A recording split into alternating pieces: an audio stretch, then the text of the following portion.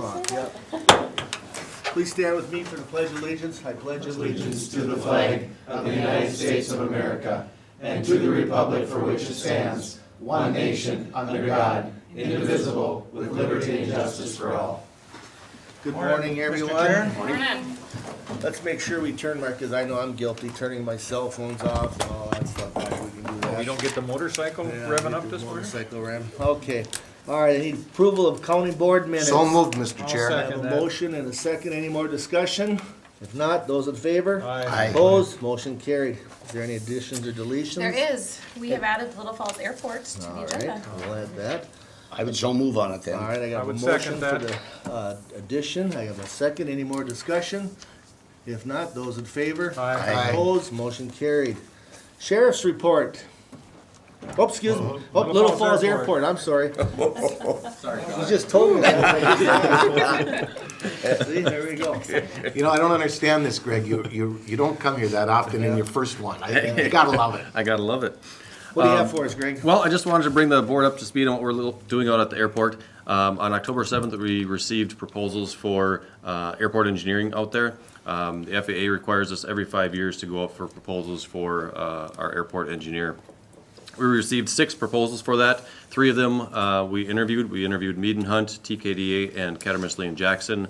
After the interviews were completed, the Airport Commission is recommending approving the contract with Cattermissly and Jackson beginning January 1 of 2017. The City of Little Falls approved that on their meeting on Monday night, and so this morning we are also asking the Commission here to approve that selection as well. Mr. Chair? Commissioner Jelinski. Greg, can I just ask a question? Yeah. Why are we doing this? Is this something that the county and the city are jointly involved in? Can you kind of explain Yep. a little bit of that, please? Out at the airport, the city and the county jointly own the airport, and so all of the contributions that the city puts in, the county also puts in and matches that, and so it's a joint effort between the city and the county for the airport out there. Do you know this is under Joint Powers Board? It is. Kind of like thing. Do you know how long this has been in place? The airport was first started in I think it was I'm not 64. trying to play stump the band. I'm just wondering, how, has this always been? It's been 50+ years. Okay. Yep, yep. We're- We've with the been county joint- and the then city, We've been that's- joint powers. That's what That's I'm correct. asking, the county and the city Yep. jointly. Yep. Okay, very good. Yep. All right, I would need a motion, a second for So more moved. discussion. I got a motion Second. from Commissioner Mauer, second from Commissioner Johnson. Any more discussion? Well, Mr. Chair, and we are actually switching. We were with the company for 10 years. This new company that came in, there were 2 different ones that came in other than the initial one we had the contract with for 10 years. And they are providing some services and really presented very well. It was very close, but ultimately we're looking at a different provider. So because of the services that they can provide. So- Correct. All right, any more discussion, gentlemen? If not, those in favor? Aye. Opposed? Motion carried. Thank you. Greg, thank you Thank very you. kindly. Greg, Yep. have a Merry good day. Christmas. Stop by anytime. Have a good Christmas. Oh, we have an airport next week, don't we? Public health. Oh, I'm sorry.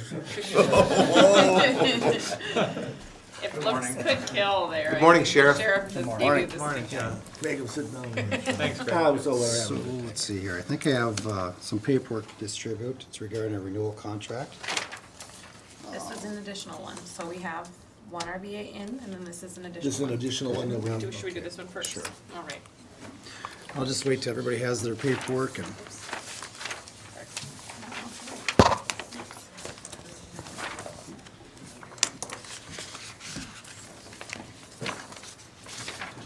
Thank you. so what I have is there's 2 property owners that basically store VHF equipment in Morrison County. And there's 2 base stations, and those base stations include all the components for the VHF paging system. And I remember it might have been a month or 2 back where I came and kind of explained what that system actually, what's actually held there and where those locations were. And we need some board action on that. I do have the contracts here. And what we did was the last contract expired, so we actually had to come up with a new contract. The contract is set out for 15 years for both parties. I'll just read number 4 out of the renewal before I pass it on for signature.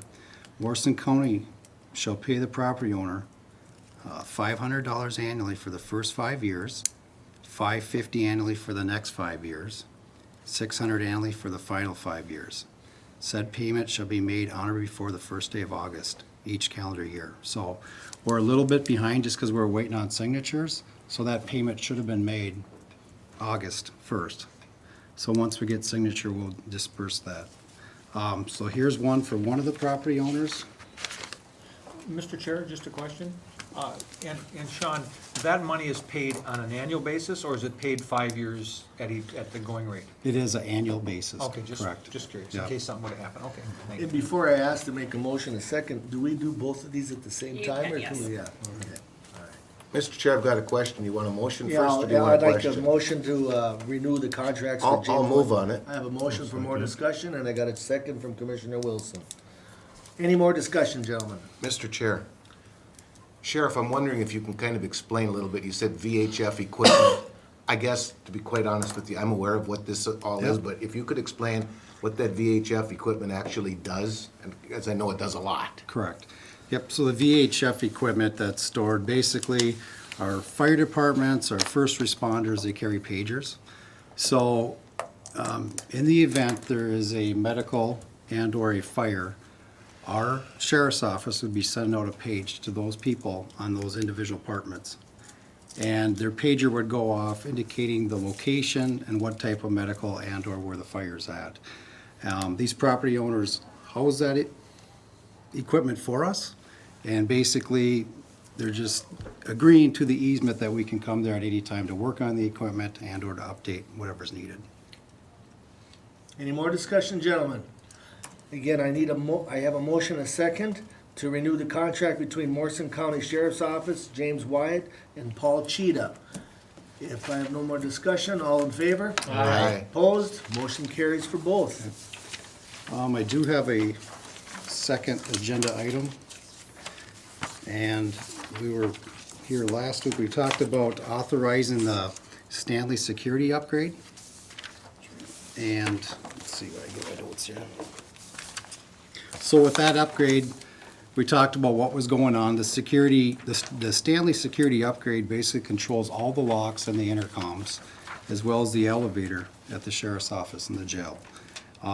We talked about that this needs to be replaced. We talked about how the UPS, the battery backup system, has failed, that needs to be replaced. We also talked about the 4 different workstations that need to be replaced because of that. I mentioned that this wasn't budgeted for, that we're gonna have to use a reserve, and that's gonna be from our assigned jail programs reserve to pay for this. We talked at the planning meeting, I'd have to come forward to get a vote in order to move forward. Gentlemen, for more discussion, I need a So motion. moved. I have a motion and I need a second.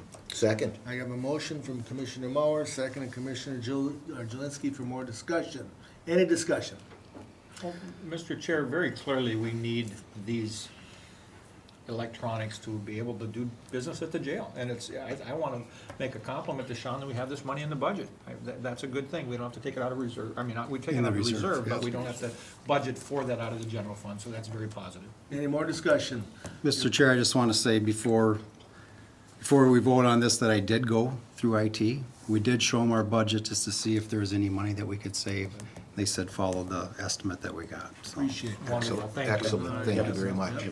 All right, I have a motion and a second to authorize and approve up to 41,848 to be taken from the reserve fund assigned by jail programs regarding Stanley security upgrade. If not, any more discussion? Those in favor? Aye. Opposed? Motion carried. That's all I got. Thank you. Thank Hey, you. Sheriff, thank you very kindly. Mr. Chair, if I could, I know Sean's had a very busy month or so Okay. lately, and he's done an excellent job. He often gives thanks. credit to his staff that are working very hard and the partners that we work with, but it's not easy doing what he does, and he's done it very, very well from the perspective that I've seen. So even yesterday, when you hold yourself out there and you have to really be, with it and delivering and without a hitch, he did an excellent job, so I just wanted to recognize him for Appreciate that. that. And he did. Thanks, Sean. Good job. Thank you. Thanks, Sean. Have a good day. Yeah, Yep. you See ya. too, Sean. Public health. Good morning. Good Good morning. morning. How are you? Good, how are you? Good. Wonderful. Thank you. So, I'd actually first like to present Commissioner Kevin Mauer with an award of recognition for the Morrison County Public Health Advisory Committee. Commissioner has been on it for 4 years. He has been very diligent when any members have had any questions to follow up and to bring that information forth to the committee. He's been very supportive of prevention efforts for our statewide health improvement grant and our alcohol, tobacco, and other drug grants, participating in our coalitions and other events in the community. And with his background, we really appreciate what he brought to the table. So this is for you, Commissioner Mauer, and thank you so much.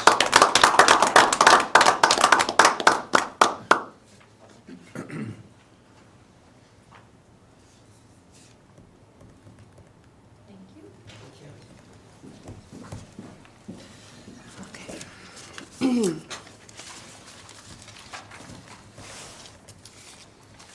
So, I'm Katie Christian, the Public Health Director. Deb Lau, County Auditor Treasurer, sorry. So we had a discussion about alcohol licensing within the county. Currently, alcohol licensing resides underneath Deb Lau in the auditor's office. Deb and I started discussions a couple months ago about public health had not received any of our alcohol, tobacco, and other drug grants that we had applied for in the upcoming years, and which was sustaining our responsible beverage server training course, which is for establishments in the community to attend for free to learn about responsible beverage server training. And because of that, we didn't have a revenue to sustain that program. It has been a priority to have that program for establishments. There's been a lot of positive feedback about the program, and so Deb and I brainstormed a little bit on how we can continue to fund responsible beverage server training. One of the options that we had talked about was to bring alcohol licensing underneath public health and to use that revenue from alcohol licensing to pay for our staff to do the licensing to fund our responsible beverage server training, and also to train our sanitarians in the food, beverage, and lodging environmental health area who currently go into establishments for those purposes, to train them more on the alcohol licensing, so when they're out in the field, they can answer questions for establishments and really bring a level of customer support out in the community to our establishments. A couple things, I did talk to NJPA, the National Joint Powers Alliance, to talk about partnering for the responsible beverage server training. They were interested, or to see if that was an avenue we could go through. How they feel that they can play a part in this is to partner with us to train our staff to do the training. They can't directly do the training for establishments because of the city-county relationship. So that's a positive thing. We're going to be working with NJPA on that in the future if we are able to sustain our responsible beverage server training. I also did make a few phone calls out into the community to some establishment owners to talk to them about their experiences with responsible beverage server training and how we can work together as a county to support them better. And they're very interested in coming together and kind of having an ad hoc committee to talk about responsible beverage server training, and they had said some stuff about beefing it up a little bit and talking more about liabilities and being more comprehensive in our responsible beverage server training, which is an option that we have. We just weren't able to fund in the past. So a lot of opportunity with this change. So that's one option. Another option is to discontinue with responsible beverage server training, keep alcohol licensing under the auditor, and discontinue because we don't have any revenue stream for that. So I don't know, Deb, if you have anything to offer or to... No, I think you've covered it pretty Okay. well. All right, gentlemen, I would need a motion, a second for more So moved. discussion. I have a I'll second motion it. and I have a second. Any more discussion? Commissioner Johnson? Yes, so alls we're doing, the sheriff and everybody and the county attorney go through it. It's gonna be just moved from the auditor to public health, being you do a lot of the things anyway there. Right, the sheriff would still have to do background Right. checks It- and in the the attorney. Yeah. But the It would still go through licensing the same piece- channels. Yeah, the licensing piece would move from my office to the Okay, public health office. The statute Yeah. doesn't change, and what we have to do Right. doesn't change. Yeah, and I think it's good to keep the beverage training, you know. Mr. Chair, and whenever we can, this is a revenue that's coming generally into the county now, so it's not adding a new source or anything like that, but when we can tie revenue directly to expenses that are related to each other and then provide, and tie directly to the service that's provided, it's probably appropriate to do that if we can. This is a nice opportunity to be able to align that a little bit better, even though, it's not a new source of revenue, it's not different than Right. what it is, but it's certainly tying directly to a level of service that I think you as a board determined is what we want to provide and continue to provide, and the revenue then can go with it. And like Katie said, she did a good job of explaining the fact that we really want to be a resource as much as possible and to add value with what it is we're doing. And so I think this is a good example of really stepping up that service and stepping up that value. And Mr. Chair, I believe that we should. We're charging someone X amount of dollars, don't ask me what it is, doesn't matter, to have a liquor license. It seems kind of funny in one sense of the word to take in money, and what do you do with it? Well, it just kind of goes into a fund and nobody knows about it. Responsible beverage server training, to me, has been nothing but a win-win-win for absolutely everyone within the county, from a establishment owner to their employees to the person that's coming in to do business within that facility. I truly do believe that responsible beverage server training by itself is a win-win for Morrison County. Absolutely believe that. Any more discussion? Mr. Commissioner Chair, Mauer? And I just received this recognition for being a part of the Public Health Advisory Team, and Katie mentioned a little bit of my background. As a nurse and a licensed alcohol and drug counselor, I think it'd be very irresponsible for us to give people licenses to do something without educating the people who serve the beverage that's out there. Different businesses employ new people on a rotating basis. We have a lot of younger people that come up and then become bartenders. And, I mean, without providing education on an ongoing basis, I think we're dropping the ball. So, no, I'm very much in support of this. I believe this needs to happen. So what better way than to take the money that's being provided by the licensings to address the issues that those licensings create? So, thank Any you. more discussion, gentlemen? Through Chair, I'd just like to add one more thing. Actually, interesting conversation I had with one of the establishment owners was, they had been through responsible beverage server training, and they said they actually brought up a specific night, the night before Thanksgiving, the biggest bar night of the year, and they said, we're wall to wall in here. And we have so many servers, many who are new, and he said, this is my livelihood, and I don't want to get in trouble. This is my business, and I want to stay here in the community, and to be able to have that support from the county, they were very interested and very excited for that. Good. Commissioner Johnson? One other question, Katie. Do many of the people, they go through the county to do it? Are some of the, that we give license to, does like their insurance do it? It's probably done two different ways, am I right? Well, it's an option. That's another option, again, to not provide the responsible beverage server training, and they No. can seek it out on their own. Okay. It's a very expensive option. Right, no, I'm not saying that. It I is think an it's option, just- correct. I You understand know, what you're saying. do quite a few of them, do it through their insurance company? They don't? I don't believe so. Okay, And I think, correct me if I'm wrong, Commissioner Johnson, because if some insurance companies may say, hey, we don't approve of the counties, but if you do our beverage, we'll give you a break on the insurance. I don't know, so.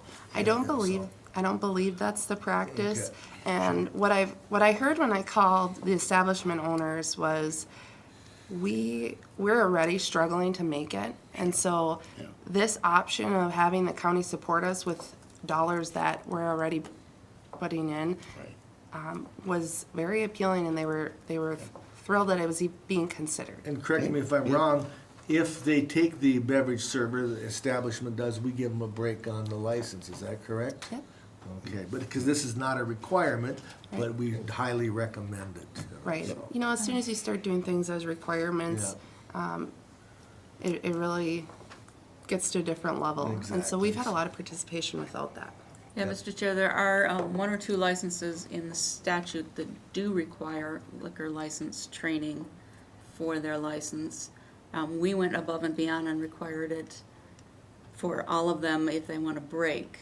Yep. So we're a Yep. little bit more strict Yeah, if they want to break in their license fees. So there are some that do require the training. so it's a win-win for both, you know, both for the establishment and they get a break on their license, so you Yeah. can't go wrong there. Any more discussion? No, I just think it's very important also, and I like the fact that they get a break on it. That kind of encourages them to go and do it.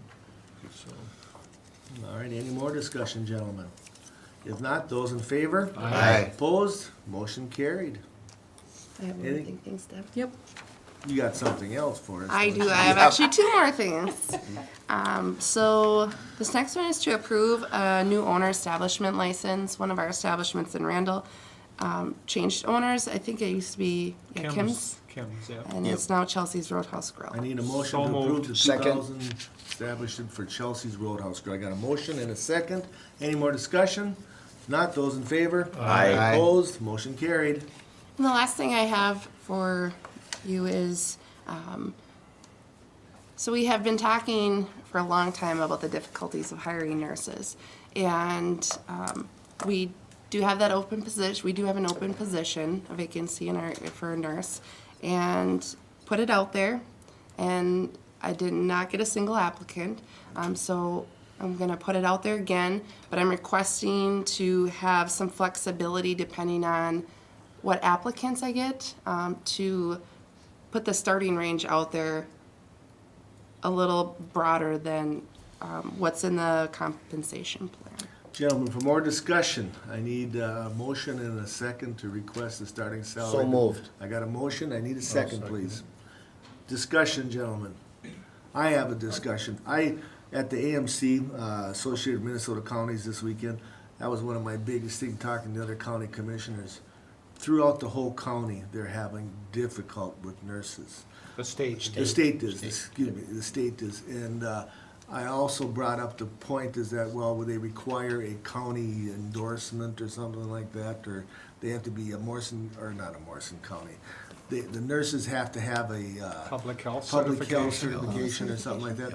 And also, there's also private organizations, hospitals, they're offering like $20,000 signing bonuses. I know the one up in Fargo is doing that currently. There's Rochester, I talked to one of the county commissioners down there.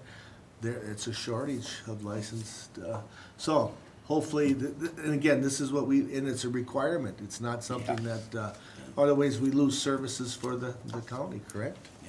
Mr. Chair, we've done a few different things to try to help with this issue. We have, in the positions that don't require that actual nursing license, we've tried to expand that, so social workers are doing some case management, because we've had more luck with that at this point in time, or recently, I guess, to do that work. There are certain positions and certain components, though, as an organization, as a county government, that needs that actual nursing license. So, you know, and there's also the ability to try to have some flexibility to respond, and there's also the reality that we aren't a hospital. We're not going to be able to compete directly with that, because there are some advantages of an 8 to 4:30 schedule for the most part, of no night shifts, no weekend shifts, all of that kind of thing. But we need to try to find that happy middle ground to be able to recruit somebody and to be able to keep them here. So what Katie's asking for, we talked a little bit about that we're not going to, our normal structure of compensation in public employment is to have a defined range, and you work as you gain experience through that range of pay. Well, we like to start people, of course we do, because we're stewards of tax dollars, as inexpensively or as low compensation as possible, and they work through that system. When a market doesn't allow for applicants to be interested in your job because the salary is way too low. We need to try to respond to that. And so what we're asking for is to be able to open that up for that whole pay scale in it. And it may take top pay for somebody we in history were able to have after they've had a number of years of experience here to even get them in the door. Any more discussion, gentlemen? I don't think we have much choice. And We need somebody. yeah, and Mr. We need Chair, somebody. we're gonna try this and hope that works. Yeah. But there may be more If discussion you moving need forward. two, what happens if we can't find one?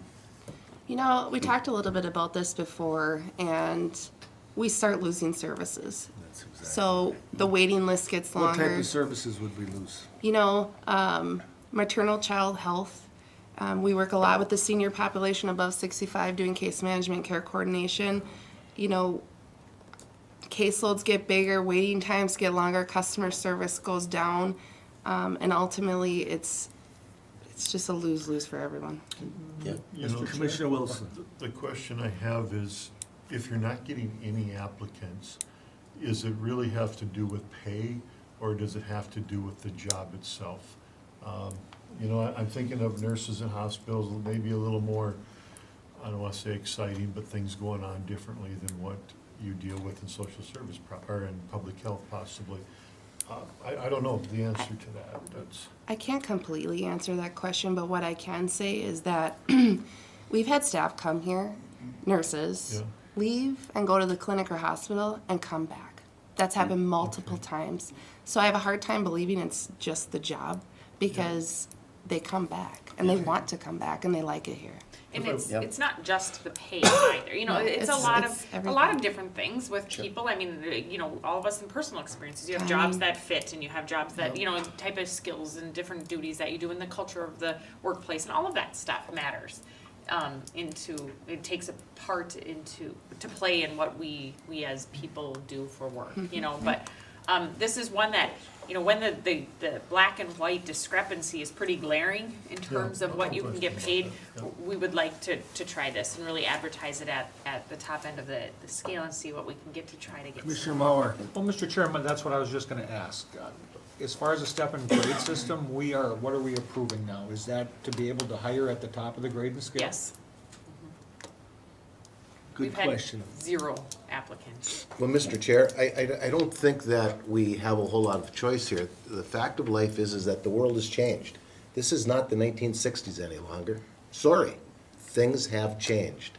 And if we're not willing to be stewards of forward thinking, quite honestly, folks, there's nobody that wants to raise taxes. No one.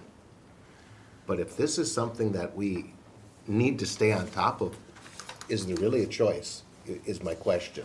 And quite honestly, I see, in my opinion, I don't see a choice here. We have to, in order to bring people in, you need to pay those people. It's just what it is. My point would be, is, you know what, yeah, we don't need this, but here's the thing is, you don't need it until you're out there the one that actually needs the program. You know? See, so, Absolutely right. You know, if you have somebody tell you, well, what do you need that for? Again, it's no different than having deputy sheriffs out there. Well, why do we need deputy sheriffs?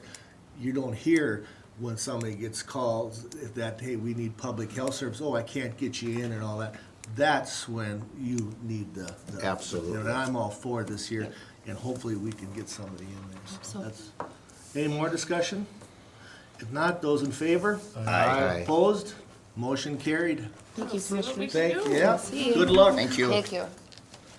I see someone from Veterans just came in. Come on up, Kathy. Morning. You, Kathy? Good morning, Right on Kathy. schedule.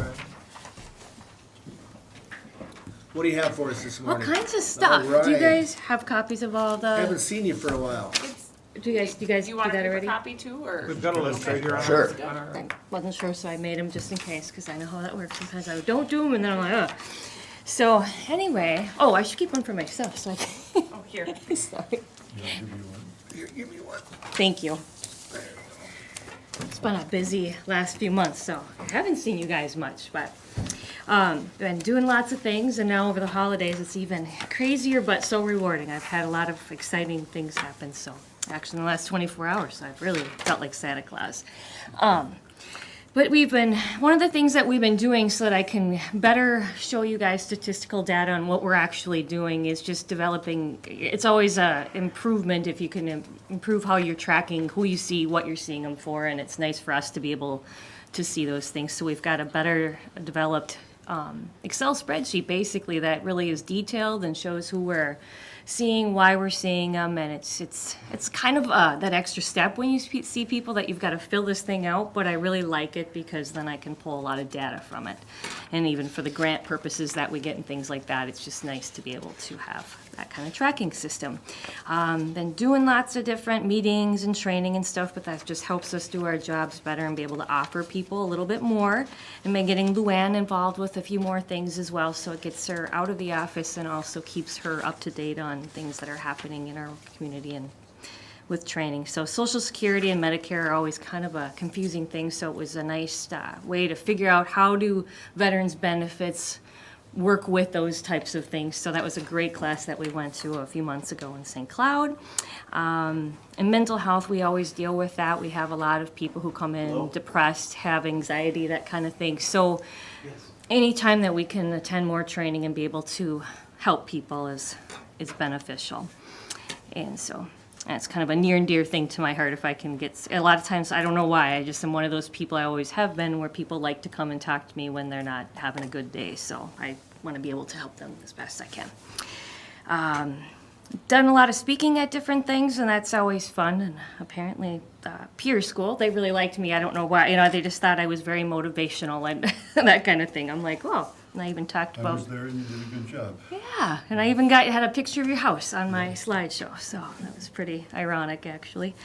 And the visits that I do out at Camp Ripley, I'm going to go out there, because I go out there the second Thursday of the month, and I haven't been going every month because it wasn't very busy. But then in October, it was nonstop people, so it's just hard to know with anything you do. So I'm going back out there today, and I'll do 3 hours out there and help people, because I guess there is more of a need than I don't know why. In the summer, I'd sat out there and I'm like, okay, this is really dumb. Why am I out here? And then all of a sudden it's like, wow, okay, I guess. Kathy, excuse me, Mr. Chair, Kathy, I'll be very bold. What do you do when you're out there? So, At Camp Ripley, in so basically particular. the same thing that I do when I'm in my office. So I have a mobile unit that I take with me, my computer, all the same programs, and I can do claims right from the office there. Or sometimes I'll just give people advice, like if they're from another county and they've got another veteran service officer, here's what you need to do a claim in their office. So getting them prepared. Excellent, thank you. Yep. And then what else was I going to talk about here? We did a couple community resource fairs. There was one out in Randall. A lot of our veterans organizations are trying to provide information as well, and so they asked if we would be part of that in their community in Randall and just be able to give veterans information on benefits and things. And they didn't have a huge turnout, but they gave it a shot, and sometimes your first time you do something, it's but with the NJPA thing, I think we talked about that last time, so you guys are familiar. We're going to be rebuilding a monument in Randall, or actually moving it, and so that was our little piece of that puzzle. The Vietnam Veterans Commemoration thing in Swanville went very well. Dwayne was a part of that, but it was, it was amazing. We had a huge turnout. It was very, very nice. Mr. Chair, and I'd like to thank Kathy for all the work she did in that. Getting it with Todd County, and we had a lot people there.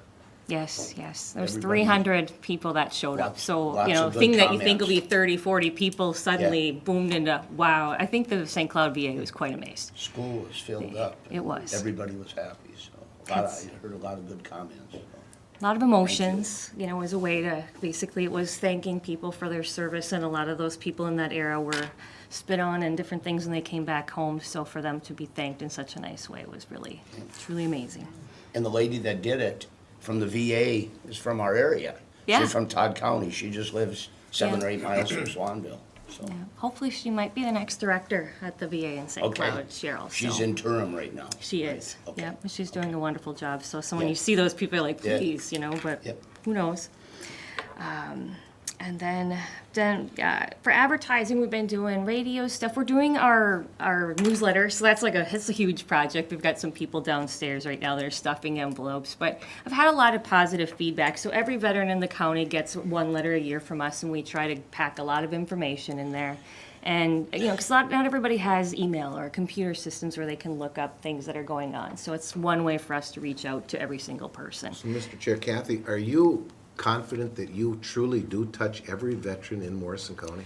I mean, I gotta tell The you, ones if that you have are- touched base with us, I mean, Okay. I can't say. They've had to been here. Yeah. For whatever reason, doesn't matter what, and it's at that point that they now are being tracked, if you will, whatever. Right. So I shouldn't say every single one because there's people out there that I still don't know about. But anyone that has yeah. come to you for whatever purpose? Right. Okay. Yep. Very good. Yep. And we also send letters out to the widows, so if they've lost their veterans, so those people as well, because there are benefits that they can be entitled to as well. So they're not forgotten either.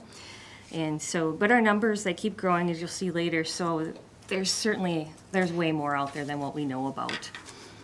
And did a lot of things for Veterans Day. I didn't even plan on it, and then I ended up talking at a lot of different events and folding the flag, and that I was nervous. That was one time I was actually very nervous doing that because I can't fold a fitted sheet, so this was interesting for me, but I did it. And I had an elder, one of our veterans, he's like, "Can you do that at my funeral?" I'm like, "Really? I didn't think I'd go." That's cool. I will do that. And some things that we have coming up. So we've got the veterans newsletters, and then we've got, we're going to have a meeting December 15th and meet with our veterans. I've gathered some information via surveys, but that only reaches out to people that have email and the people that actually fill out the survey. So I want to invite people to come in, talk to us, and see what kind of needs are out there. Some people have voiced they want to do things, they want to learn about nutrition, some want to learn about PTSD, some just want to talk to us about benefits and be able to ask questions. So December 15th, we'll give them that opportunity to not only talk about those things, but also ask us questions face to face. So we'll offer a meeting during the day and one in the evening. And then we'll figure out from January to April what kinds of things that we can, little extra events that we can do to make people's lives better during the months that are traditionally kind of boring for people or that they kind of need that extra whatever it is. So we'll see how that goes. Maybe there's not a need out there. I don't know. But we'll find out. And then we just have a couple events coming up that I'll be part of. And then we'll go to some statistical information. And even though our deployments and things seem to have dwindled a bit, we seem to be growing in numbers, which is good because that means when we're reaching out to people, they're getting the information and they're coming in and seeing us. And it seems like no matter what veterans organization I go to, someone might be part of a Legion and they still haven't talked to us. It's crazy. Just like, really, you're out there? And so it's good. And hopefully these numbers keep growing, but it also keeps us busier, I guess, as well. But that's okay. Good busy is a good thing. So that's where we are as far as numbers. And then we've got, just in the fall, so with our tracking, just in a month, that's how many people we reach out, or that are reaching out to us via email, phone calls, face-to-face, one way or another. And so between the three of us, it's a lot of numbers. And for some reason this fall, I don't know why, but it just got busier. And that might die. If I may interrupt, how many veterans do we have located here in Morrison County? Do you know right offhand?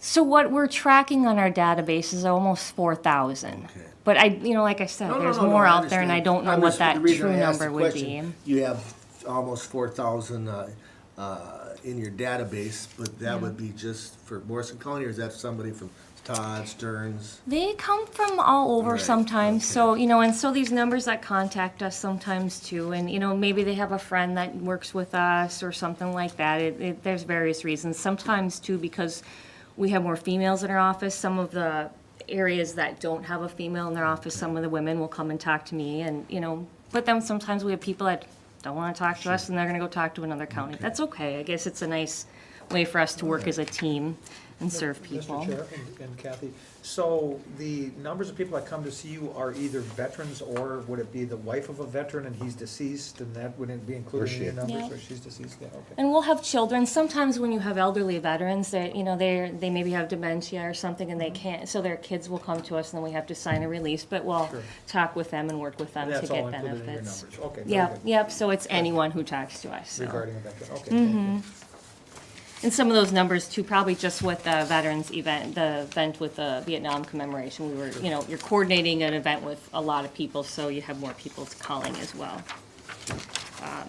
Our female population of veterans, and that's nationwide, really, it's small compared to the number of females that are really that served in the military that come in and see us. So that's another reason I want to try to pull people in and try to get more of those women to come in and, meet me and talk and say, hey, you are a veteran and you should be seeking benefits too. I don't know what it is, it's just all over. It's a little tougher, and maybe they're still fighting that battle of women don't feel as important in the military. I don't know.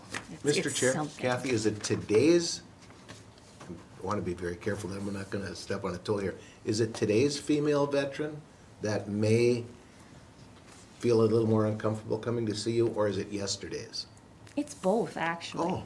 Oh. Really because just the other day, there's a World War II veteran, there was a woman that, it's all eras, but, Okay. so they're just taking all females. But Okay. I've seen it in all generations. Thank you. I don't understand it really, but, so we did some things, customer surveys, just to kind of, I want to know what people are thinking out there, and are we doing a good job or not, kind of thing. And so, overall, our customer rating and staff ratings were very good. And then I just put a page of just some comments that people said, and I thought that was nice to share. It makes you, build your confidence, if anything, I guess, a little bit, that, okay, I am doing some good things. You have people that yell, as well, here and there, but usually if they're unhappy with us, they're unhappy with the world all the way around, is what I've found, so. And then overall, just kind of some of the areas of where we scored well and what I'm doing, and am I doing a good job? And so they probably think about most things communication-wise and friendliness. I guess that's my biggest thing, but that's not a surprise. I talk a lot, and I'm usually friendly and happy, so that makes sense.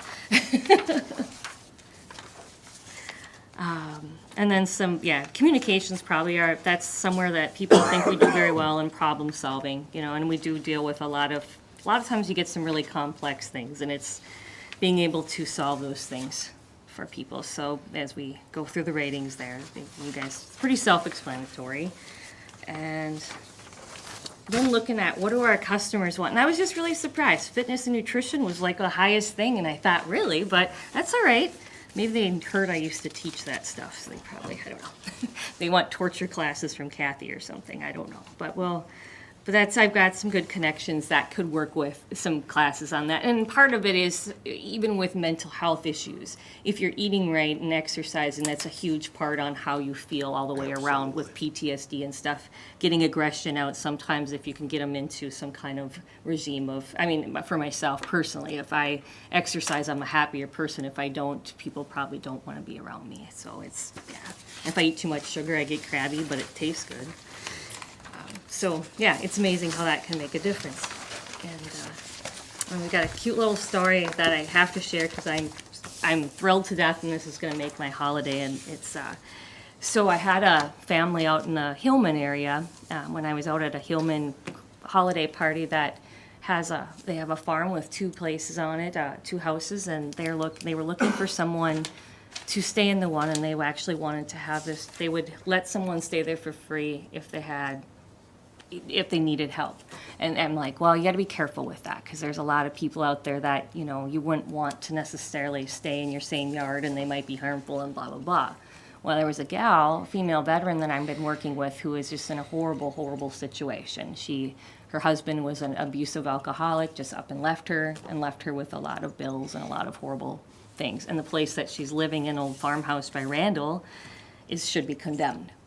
And so, going to be connecting these people, and they can work together, and she may have a warm home for her and her kids. And it was ironic. It's like, because I was just talking with these people and they're just sweet people, and I said, you know, it's weird how, you know, something will work out. And it was like, I came back to my office and last night I was like, my gosh, this is it. This is the answer. So, yeah.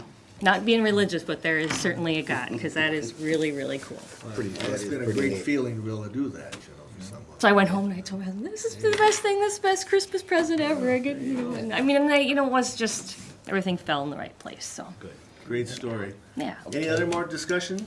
Thank you for all your. Thanks for the Thank you. information. I see Thank you're you. busy. Great job. Yeah, it's good stuff. Thanks, Thanks, guys. Kathy. Thank you. Have a good Christmas. All right. Okay, planning and zoning, Amy. Good morning. Good morning. Good morning, Miss Amy. I have a bunch of stuff What do you for have for us this morning? I have a treasure trove of things. Let's All see. right. So it looks like we have the resolution first.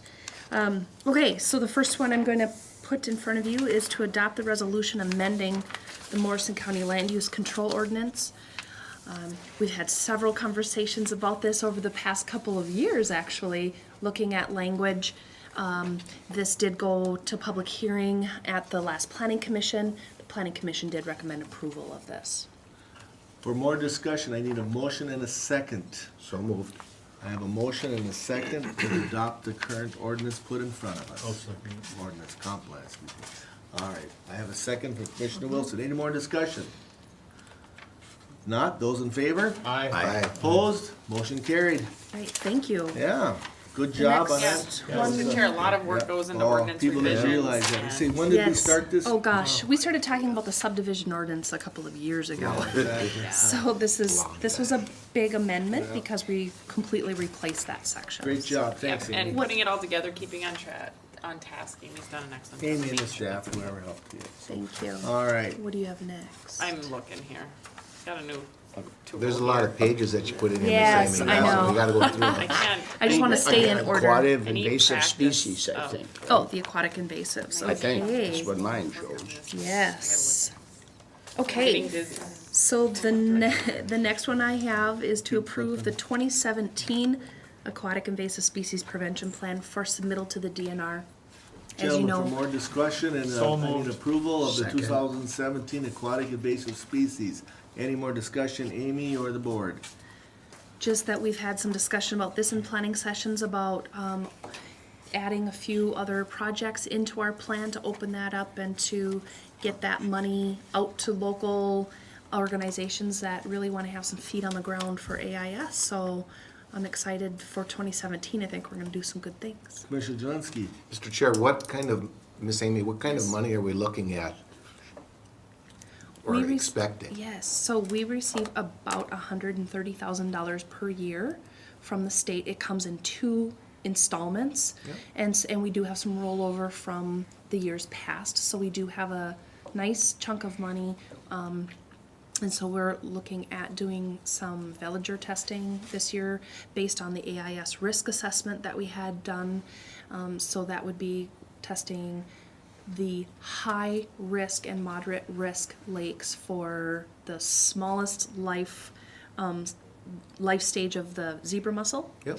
And then we're also looking at, through our grant program that we offer out, for some boat inspection programs, because we've had some lake associations express an interest in that. So that is that. so those are things that we've added into our plan that broaden some of the work that we'll be doing. And with all of that, and you just said a grant program, so if I was to live on a lake and I wanted to have something done, what would I have to do to grab onto some of this money? Well, what we're doing now is we're sending out the grant application packets to the lake associations that we are aware of Yep. and the lake improvement districts that we are aware of. Yep. And so those typically are the groups that will organize and put together something. I have been contacted by a couple of citizens that live on various lakes saying, hey, I'd like this program. or I'd like to see this happening on our lake.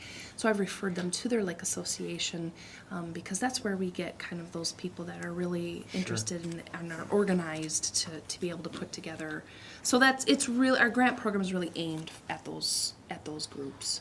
Mr. Chair, and just a question for Amy, and you included Green Prairie, I'm sure? Yes, Okay, yes, I very did good, get 'cause some they- contact information, so they are going to be a part of that mailing, yes. Very good, thank you. Any more discussion, gentlemen? Yes, I know when we did this the first time through, we didn't have public access for people to man public access, and then we had some requests.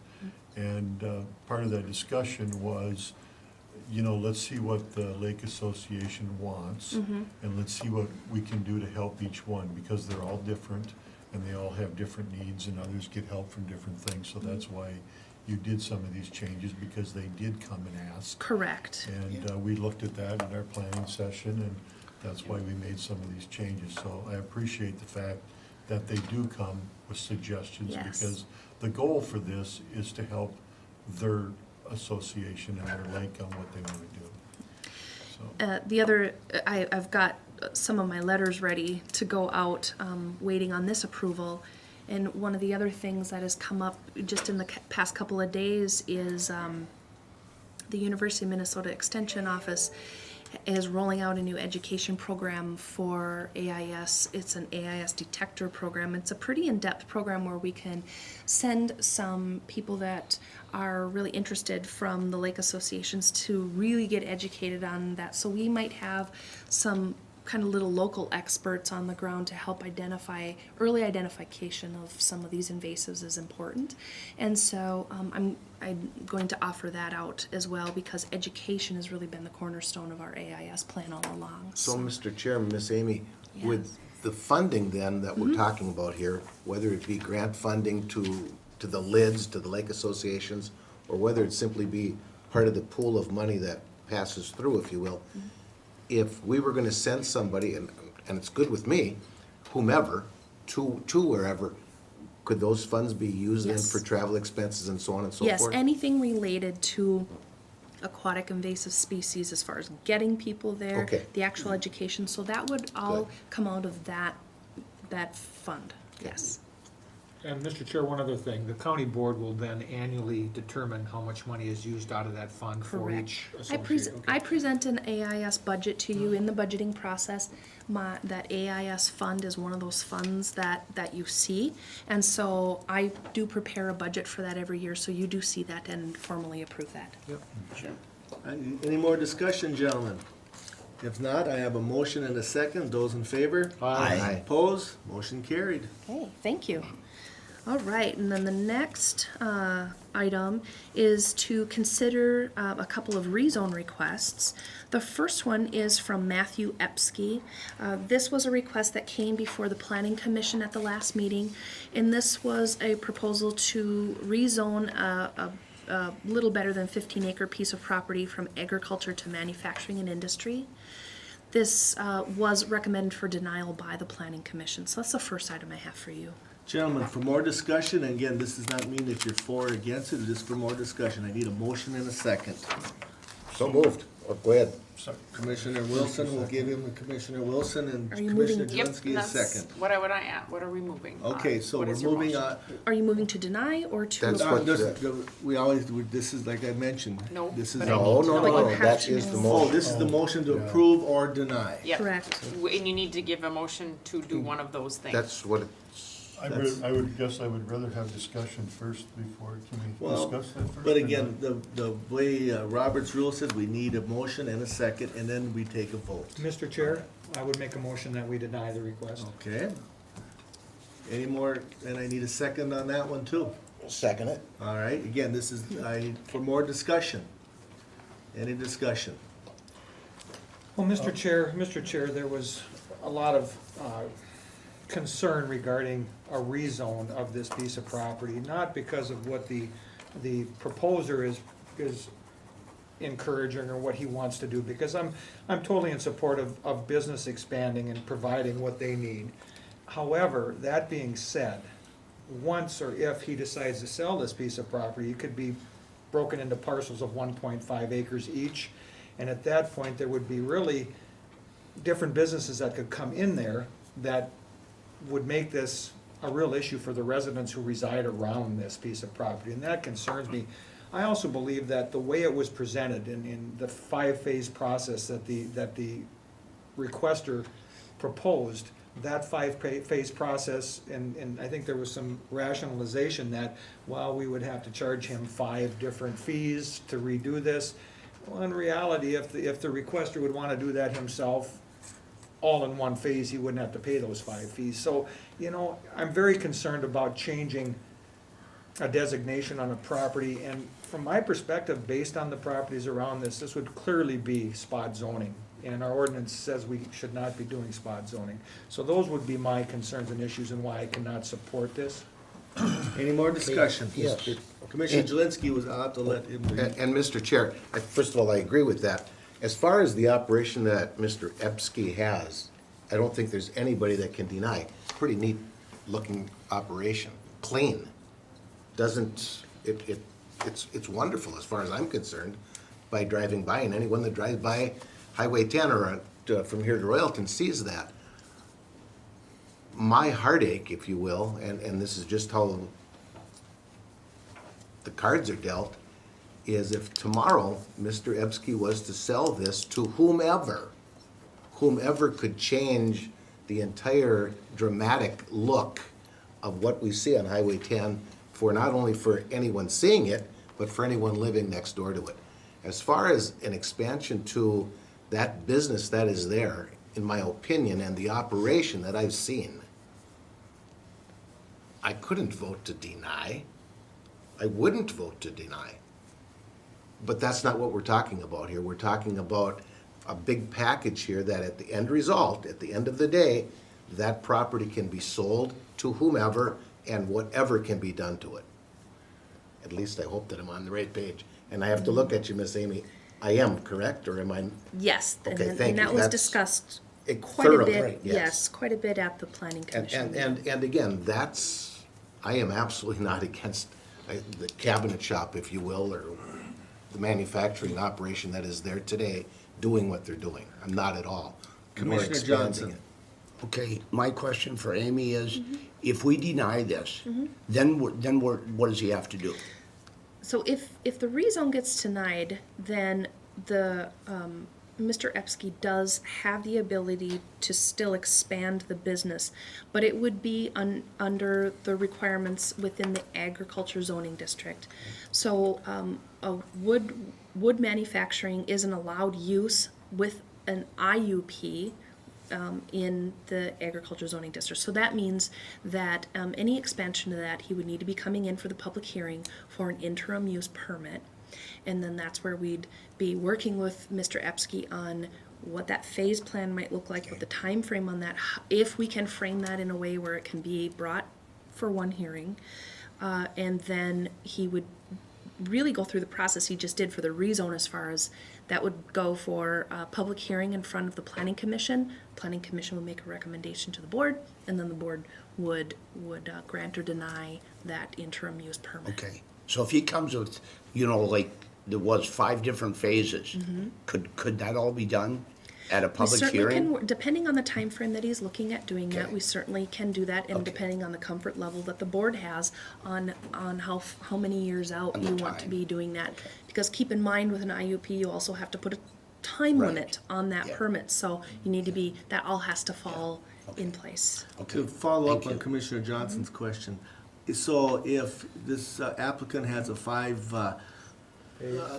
phase time period, isn't there something that he has to complete it in 2 years? Or He'd have to be acting on that permit, or on that interim use permit within 2 years. He needs to be doing something, which means pulling permits for construction and all that. So that's what we mean, he needs to initiate that, it can't, because if it sits and he doesn't act on that permit, then he'd be coming back if he doesn't start that within a 2-year period. But it doesn't necessarily mean completed. No, just pulling those permits, and then and then those permits are valid for 2 years. 2 years. So if I, and that's part of my, a CUP and IUP. IUP is interim, Interim use. okay, permit. And if he would come, he had 5 phases out there, which was building on to a lien on the side, this and that, which doesn't seem like, it might be 5 phases, but it didn't seem like a great big project. If he would come and approve all 5 phases, for instance. We approve. He would have. Okay, well, if you get approved all 5 phases, within 2 years, he's got 3 of those done. Is that acting on that permit then where, okay, now it's gonna take me another 6 months or a year to finish this, so can I get an extension on that? What we'd be looking at is what he lays out in the permit application. So if he lays out a time frame that would happen, and the first phase of that would be happening within the 2 years, and then he keeps on that schedule, I don't know that you'd want to have a 5-phase where 20 years from now, then I'm going to do this. And that's really what this is meant to avoid, because things change a lot sometimes in an ordinance. So I think if he's proposing a reasonable plan with a reasonable time frame for each of these, and the first phase of that is commenced within that first year or 2 of the IUP, then he could be working under that IUP for that phased project. Because I'm very comfortable with that. I do get nervous, just like the other Yep. commissioners do, when we change the whole situation, that we don't know what can come in and all the things that are eligible to come in. So I think by doing what we're talking about here, I think that will help him out Yep. to achieve what he's looking for without creating a lot of Yep. things down the road. Right. So, And from my point of view, I just want to, bring it up, is that approximately 5-6 years ago, there's a woodworking place that in the Bellevue Township was approved. And again, this does not mean, and by talking to Scott, he says just because we approve one doesn't mean you have to approve the other. But he's a woodworking in zoned agriculture, and it was approved as a manufacturing by the past board. The challenge I have, again, is, I agree with the spot zoning, but this is something that just doesn't come up with just manufacturing, where we have houses built in agriculture, because this is zone agriculture, and then it comes down to who's there first, the house or the landowner. So in this case, when the applicant built this woodworking process, there was already houses there. The challenge I have is that, again, it's a superb run area. You look at, to the east of them is Highway 10. To the west of them is Highway 10. To the east of them is his own property. You have to cross a public road, a township road, to the other houses. We have a residents there that none of them that were, in favor, or they just didn't put any information out. We had one applicant that was against it, or I should say 2, and then also to the south. Again, it's just, my challenge I have here is he does a great job. We promote agriculture. We promote businesses. And in this case, he may hire somebody, I know he can't guarantee that, but he's doing it for the safety of his employees.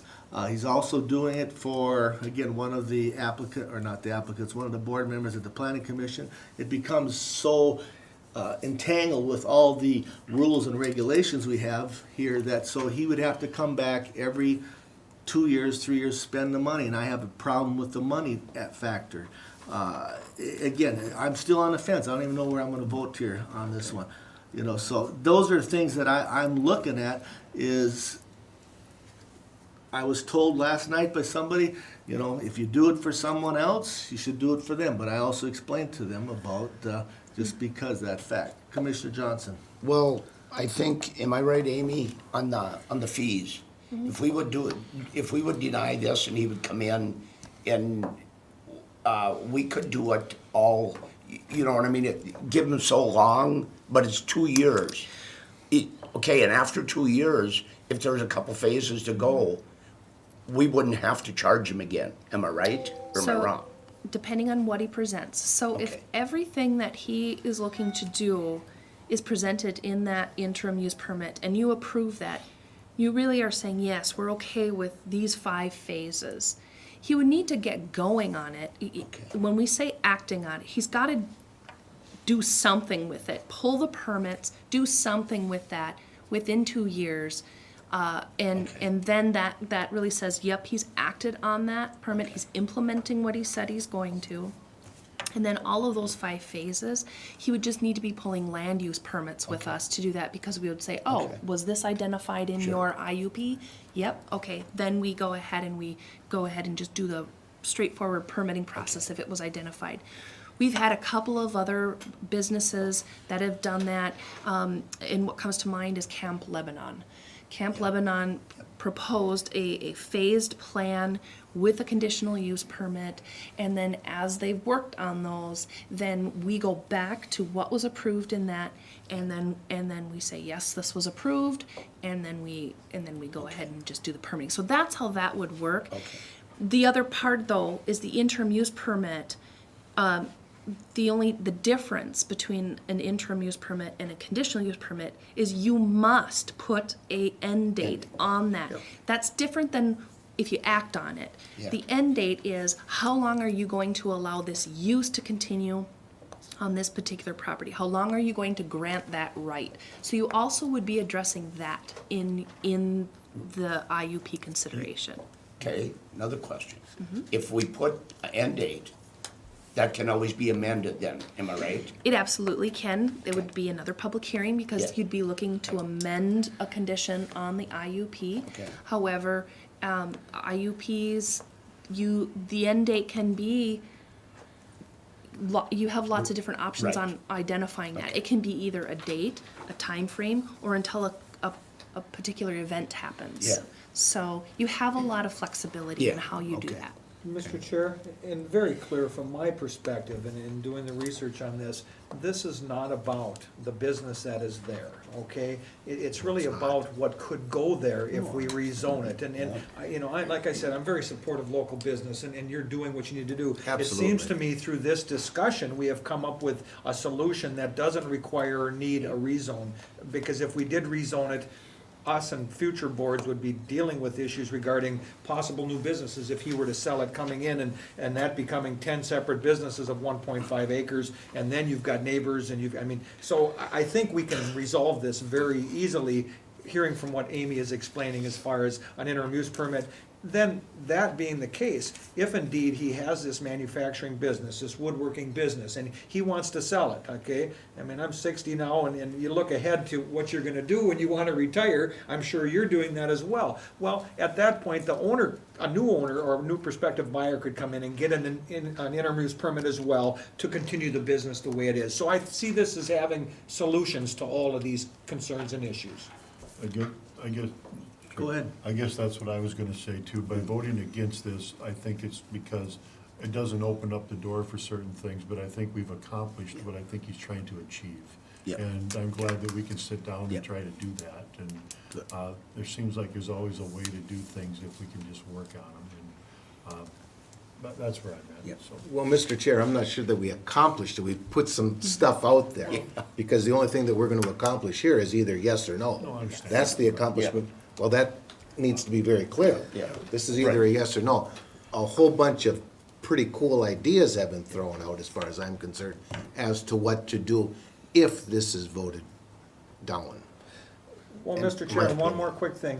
The neat part about the process, if we do deny this and the interim use process is that throughout those phases, not the phases, but throughout this business and future businesses in that location, there will be public input. And that's so important to the property owners around this, so.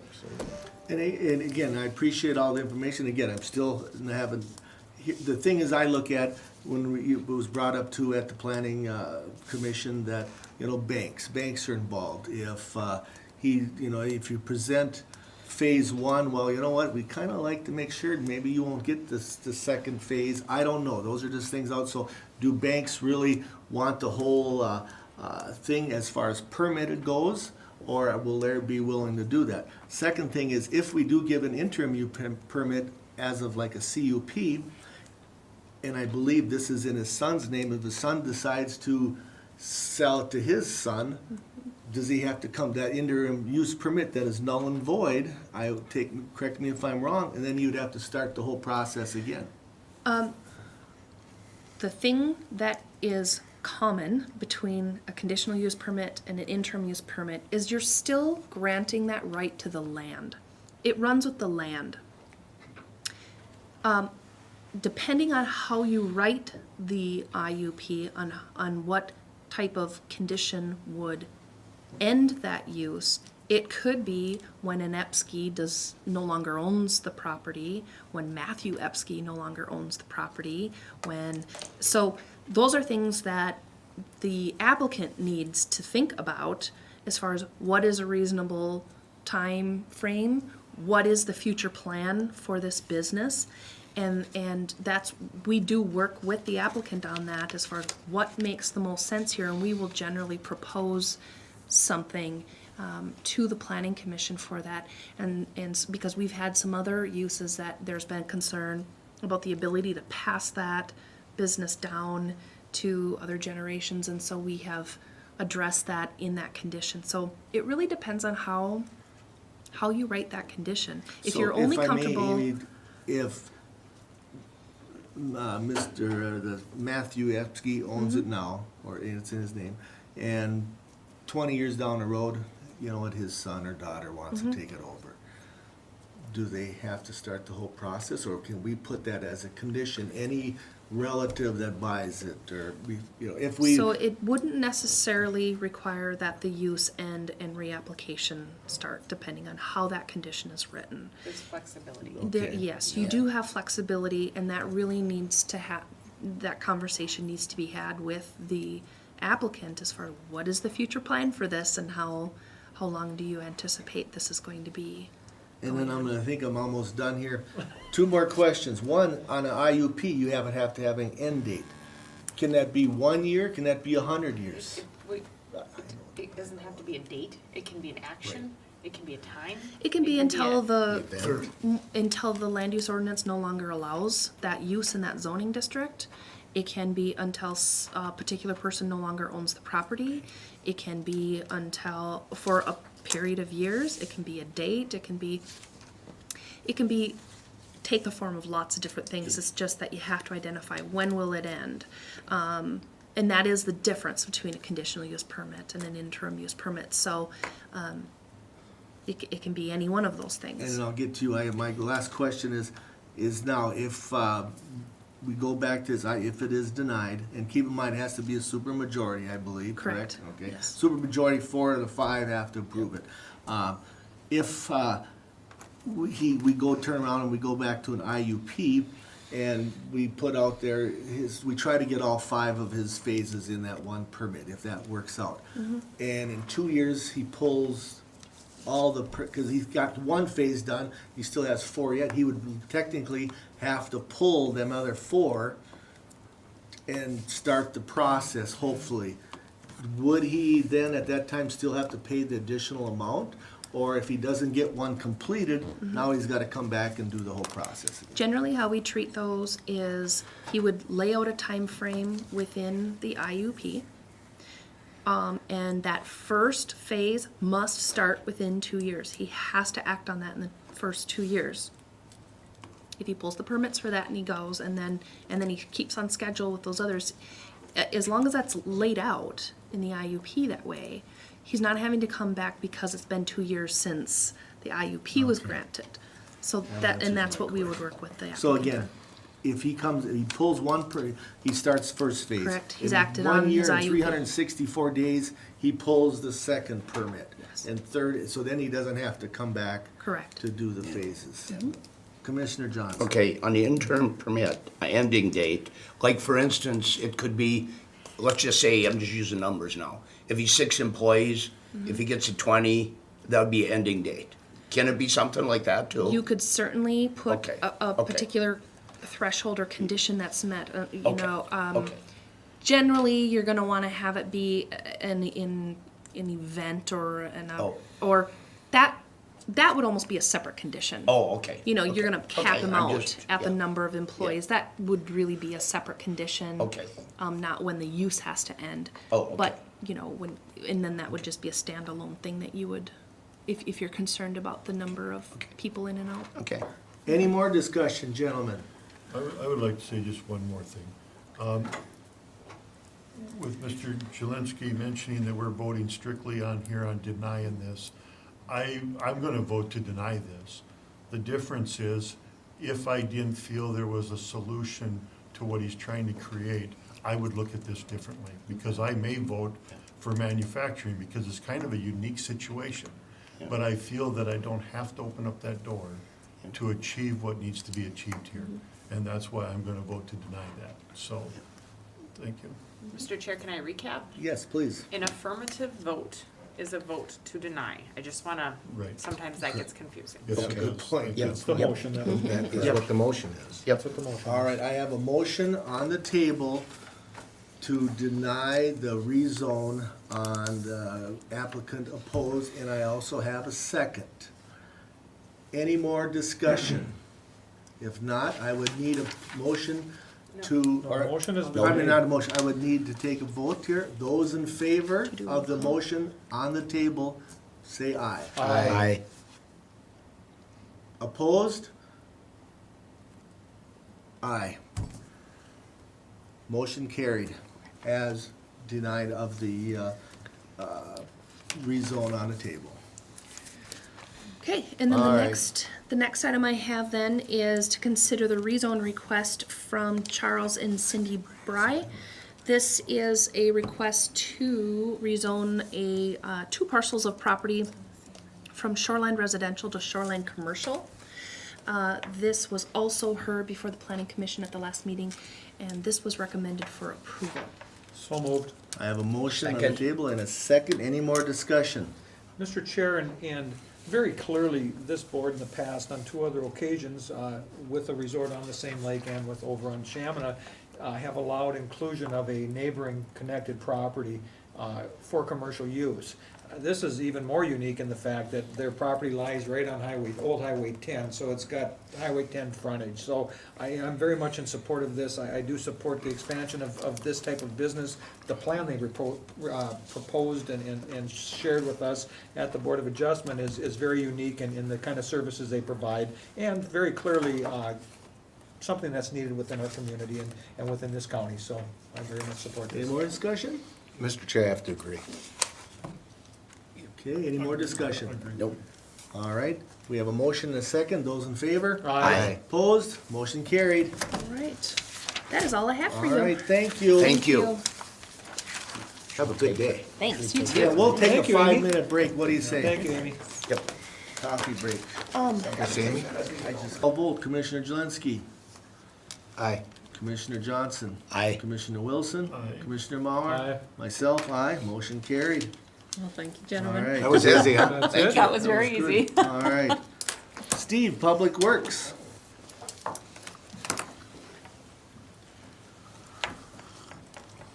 Morning, Steve. Good Morning, morning. Steve. Good morning, members of the Steve. board. Nice day today.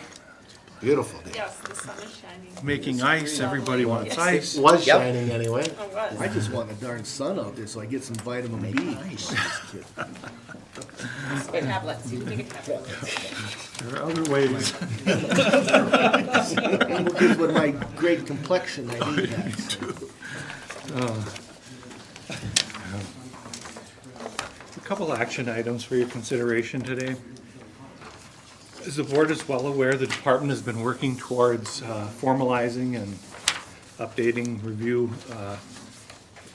our master plans for the Belle Prairie Park and the Sioux Line Trail, those specific facilities. Those have been designated as potential candidates for regional facilities that would make it eligible for legacy funding, as long as we have a master plan for each one that has gone through a process that the Greater Minnesota Park and Trails Commission has approved. And so as a part of that,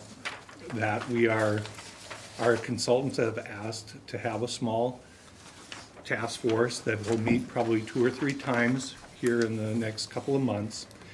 They'll use them to bounce things off of because we're looking to try to get as much input, public input, but that public input will be through the internet, our website, where everyone can provide some input if they are interested in it, and not just those folks that are appointed to some committee. But this task force would be to bounce some things off, maybe the type of questions they may ask, or how they feel about things, the way they're developing in the direction the county, in their minds, would be going relative to parks and trails. These were people that had showed interest in the past that I'd put together and would propose for this task force if the board would so approve. And if you do approve, we'd also, for the couple meetings that we would have, that the non-commissioners would receive the per diems for the meetings also. So that's my request. If I may, I thought we were gonna have me on there, cause you said you were too busy, but I'm fine with this. No, I'll be on this is, there's For a the big deal trails. here with Belprairie Park in District 2. Maybe it was you two that I wasn't quite sure which one was going to. You can do it, Randy? For the trails, so this is for the trails. It's gonna be for both of them. Oh, I mean, it's fine, so this will be both. for the trails in the In Belprairie the Park, park, I mean, it's that's a fine. combined effort. That's fine, I mean, I'm good with that, I just thought that I'm was, good with yeah. If you So wanna then you get switch, the we could trails switch. too, or- You so, want on there instead of me? no, we're fine, we're fine. Mr. Chair, and I was just gonna ask if I may, Steve, would it not, and maybe I'm not seeing someone on here, but would it not be appropriate to have someone from the Veterans Trail Committee on here? I mean, that's a big part of the trails issue within the county. The reason kind of was, I'm just curious, I'm just. I was trying to stay away from folks that really kind of had an agenda, and their Okay, agenda oh, is okay. the development of that trail. It'll be, and maybe these folks could also be said to have that, but, you know, That's what I was gonna ask. they represent, Different entities. I the understand. whole groups of those type of things, and haven't really been focused on trying to develop a single trail. Okay, no, and I understand, I just, Question I have, it's open to the public anyway, so if somebody from the. Yeah, it if will they be wanna open to the show up- public. oh, no, I was just And- curious, okay. And the compiling the input, anybody will be able to provide what they feel and how they think that the county should develop these two facilities in the long term. Yep. I think in terms of, you know, what we have available for resources and how we've set things up, I'm not thinking there's gonna be huge changes to the way we have things arranged currently. It's more formalizing it and putting it in a document that we can submit if there are some projects that we wanna proceed with. Sounds good, thank you. That's how I see it. All right, I would so move on that, I would Mr. second Chair. I have a motion and a second, any more discussion? If not, those in favor? Aye. Aye. Opposed, motion carried. Thank you, Mr. Chairman, members of the board. And the next item is a request to enter into an agreement with Cushing Township for bridge replacement on Agate Trail.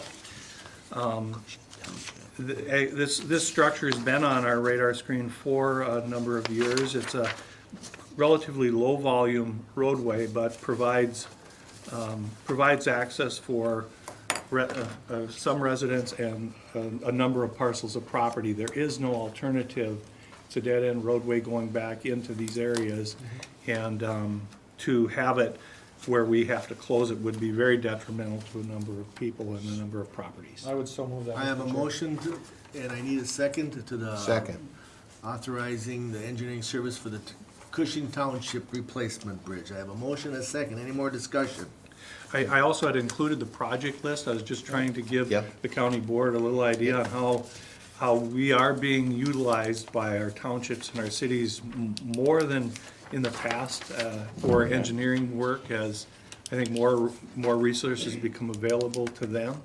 The townships especially will have access to the town bridge account. Most of these projects are funded through the town bridge account.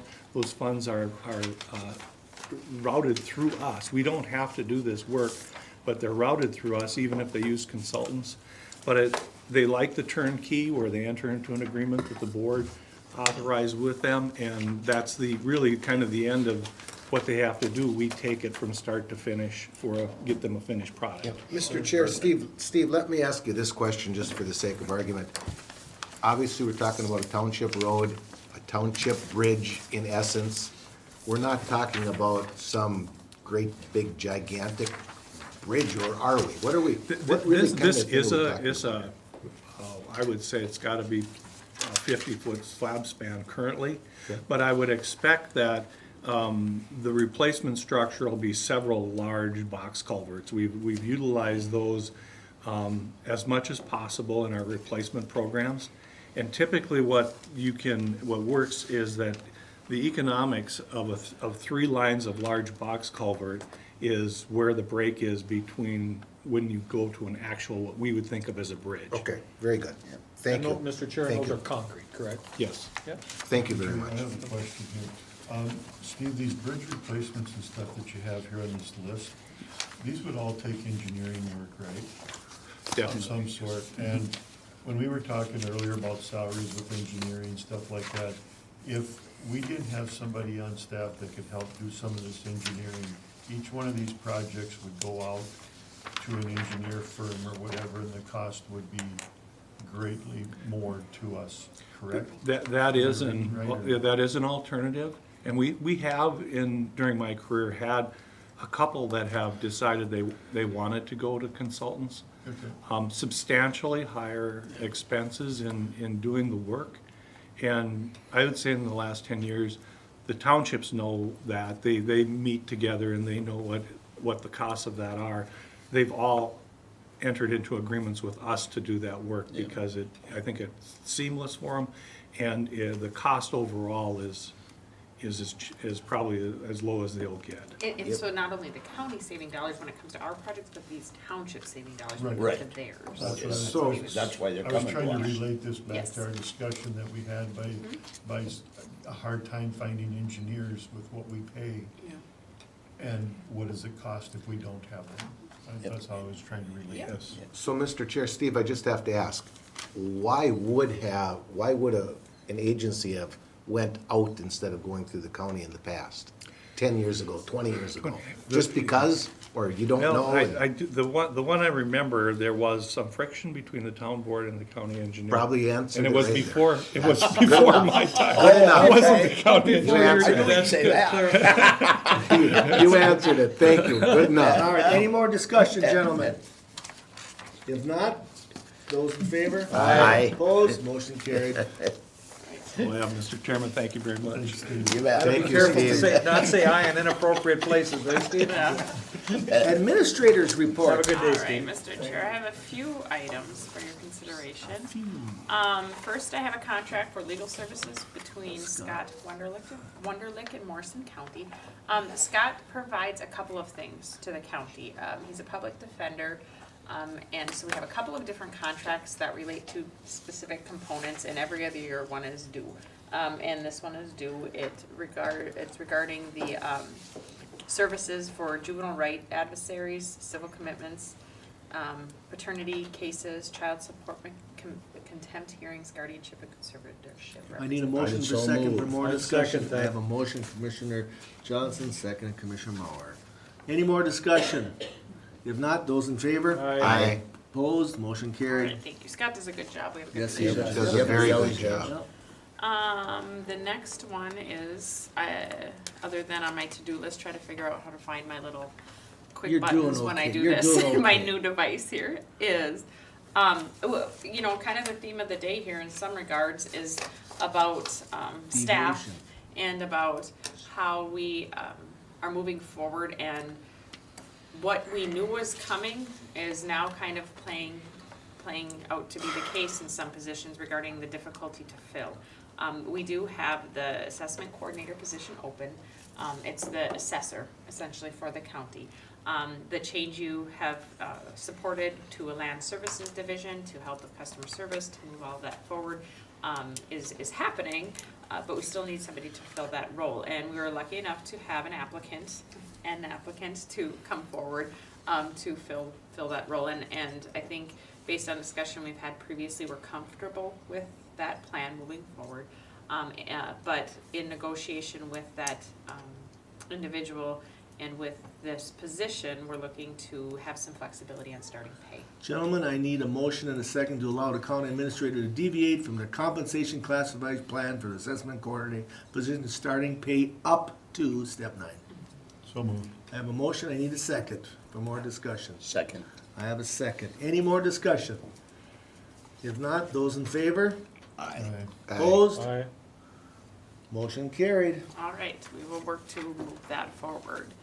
I do have a tentative agreement that I would like to have you consider for action. However, I'm going to close the meeting first so I can talk to you about what that includes prior to the vote on that. And so, How about we do committee reports committee first? reports would be great. That way we can end with those. two Commissioner months after Wilson, we let's vote. start with you. Sounds good. What are the dates?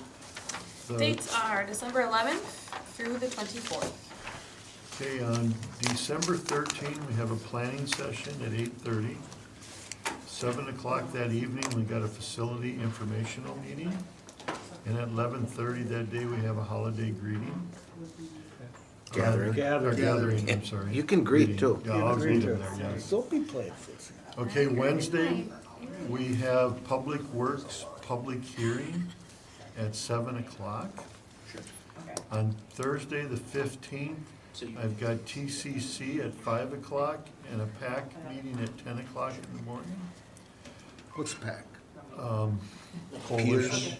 Pierce Coalition. Okay, there we go. On the 20th, we have a board meeting at 9 o'clock. We have a public hearing at 9 o'clock. And I have community development at 12:15, Dwayne and I do. Yeah. And on the 21st, we have a planning and zoning viewing. Anything else? Commissioner Johnson? Okay, on the 12th, I'm gonna be in St. Paul with South Country and the hospital in Morrison County for the commissioners, I forget what it was, an excellence award for Morrison County. And I told Tabitha she can get the rest of the information from Brad. And we got planning on the 13th. And a public hearing that evening, that's on the trail, right? On the 13th. Oh, no. No. Nope, that's on The the, 14th. no, that's on the facilities. Yes. Okay, and 14th is trails. Yeah. On the 15th, on Thursday, I have Region 5 meeting at 5 o'clock at Camp Ripley. Commissioner Mauer and I don't think he can make it, on the 16th, have a RDFA meeting at 12 noon at Community Development. We have Board and Community Development. And I have a Camp Ripley Citizens Committee meeting at, I think it's 10 o'clock on Tuesday. I'll be there later. We got board that day in Community Development. And that is all I have. All right, Commissioner Jelinski? Besides everything else that has been talked about, on the 12th at 4 o'clock in the afternoon, I'll be at Live Better, Live Longer at the Crestliner Complex. I was asked to come there to speak. About what, I'm not exactly sure yet. I'm sure you'll find something. I will find something. On the 15th, I've got an Armor Owners and Operators meeting in Alexandria at 10 o'clock in the morning. And that evening at 7:30, I've got an Egg Society meeting. For everyone's information, on the 17th, Sprout again will be open at the Crestliner Complex at 10 o'clock in the morning. On the 19th, at 5 o'clock, I've got a Stand Up For You meeting at the middle school.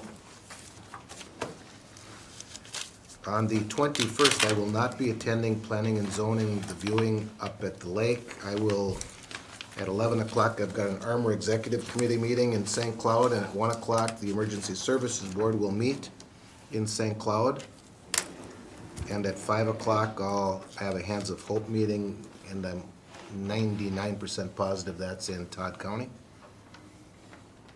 On the 22nd at 12:30 in the afternoon should be my last State Emergency Communications Board meeting dealing with armor in Arden Hills. Commissioner Mauer? All right, everything else that was said, and I have a airport commission meeting at 12 o'clock on Thursday the 15th, Headwaters Board meeting at 9 o'clock on Friday the 16th. Will not be able to attend the RDFA that Dwayne mentioned because of that meeting. Stand up for you on the 19th, let's see here. And I'll be going to the viewing at the resort out on Fish Trap, which we just opposed the change of designation to, so. Thank you. On the 20th, you have me down for the Great River Regional Library, that is canceled. But on the 22nd, I have the Soil and Water at 9 o'clock, otherwise I'm good to go. That's WCD. Anything else? I would, Pass them down for me. Please pass them down, if you got them filled in, you're just like teachers here, pass your Are you papers looking- down for corrections. Are All you right, now I'm looking for a looking to motion? motion to close for the executive session. so moved. I have a motion? Wait a Second? second, I got a motion and a second. Any more discussion? It is now 10:41 to close for our executive session, labor negotiation strategy.